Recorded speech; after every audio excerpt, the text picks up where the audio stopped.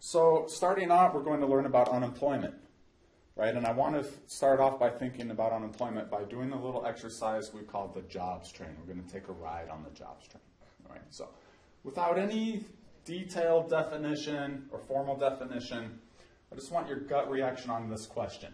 What is the optimal rate of unemployment? 4%. 4, 6, 8, 2. 2. If you thought that unemployment is bad and we ought to get rid of all unemployment, then the optimal unemployment rate is 0. And we want to get rid of all the unemployment in our economy. Okay, so let's start off by saying we're going to get rid of all the unemployment in our economy. And the economy is the classroom. And you all are the workers, people in the labor force looking for jobs, wanting to have jobs. Okay? And the only way we can get rid of unemployment is this, and this is kind of a metaphor, the jobs train you see here. Okay? And each car in the jobs train represents a job opening in the economy. And what I want you to imagine is this. As soon as you either enter the labor market wanting a job, or if you've lost the job you already had, what happens is you just teleport to the job station, and the jobs train is rolling by very slowly. And what's going to happen is the next available job opening in the economy, you just jump on there. Okay, so you're really unemployed for a negligible period of time. So we've conquered unemployment, and unemployment is 0. Everybody understand how this works? Okay, so I'm just going to go around one person at a time. There's one car for everybody, and you're either entering the labor market, you graduate from college, look for your first job. Bam, you're going to have one right now. As soon as you say, I want a job, you're going to have one. Or we maybe can say that you already had a job, you lost it for whatever reason. You're going to teleport right to the job station. We're going to put you into the next available car. You won't be unemployed for any length of time. Okay, so we conquer unemployment in the jobs train economy, 0% unemployment. Okay, so let's start here, Allison.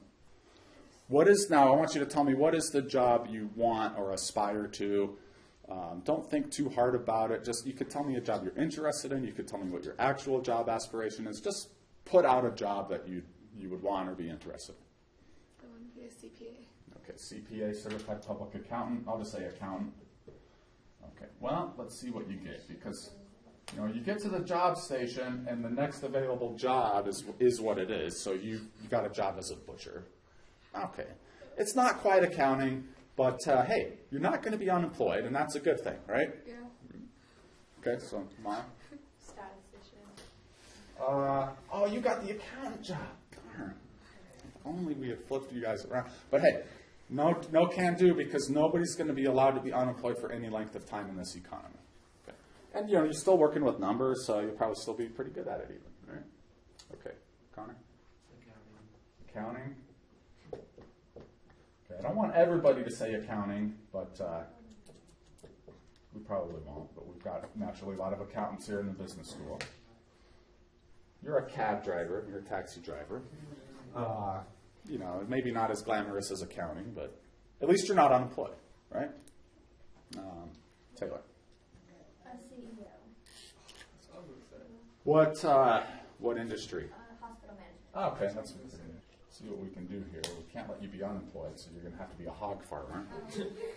Okay. Cody. Financial advisor. Financial, yeah, there we go. There's a good business school. Oh, ding, ding, ding. Hey, we got a match. All right. So that's good. And you're not unemployed. Okay. Cheyenne? Well, that was one of the financial advisors. That's a good job. It's a good income.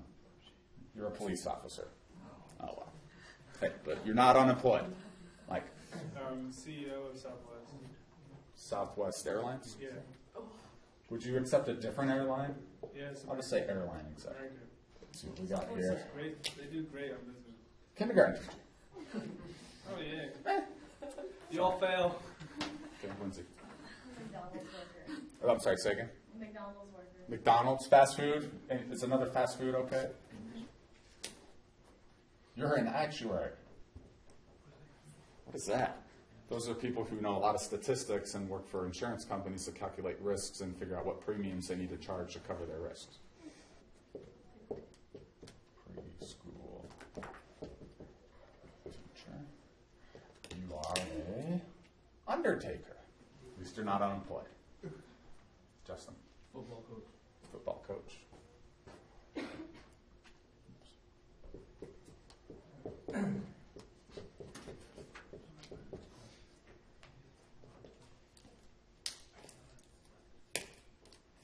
You're an economics professor. Hey, it's a similar skill set, actually. Jeremiah? Police officer. Sewer worker? Hayden? A train engineer. Railroad. Engineer.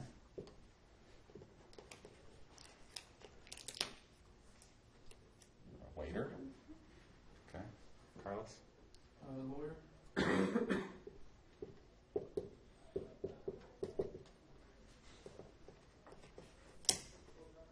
Airline pilot. Oh, that would have been better for you, huh? What about you? Construction manager. Construction manager.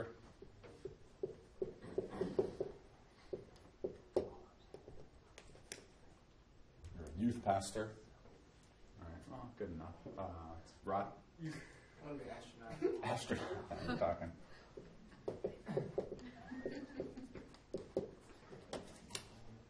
You're a computer programmer. And last but not least, Accountant. another accountant. Stay accountant. Let's see what we got here. Be creative. You're an exotic dancer.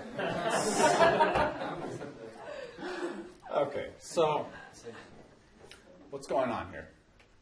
There's two things I want to think about. First off, I want to ask, how many of you, if this was actually the way the economy worked, Miserable. how many of you, first off, are happy in the job you got assigned to? How many? Pan over there to show, Rod, the show of hands. One.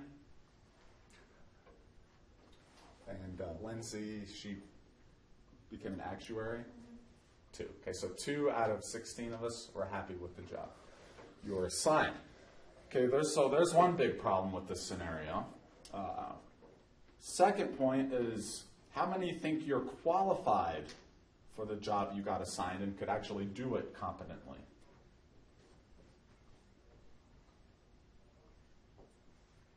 I could be. I wouldn't want to do it. I would want to do it. I 8. could do it if I had to.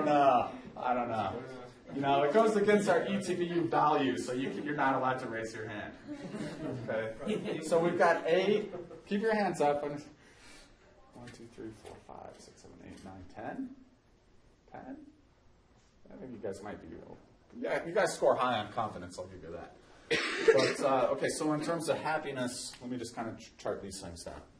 In terms of happy with the job, Better. Yeah. we had 1 out of 16. And in terms of thinks,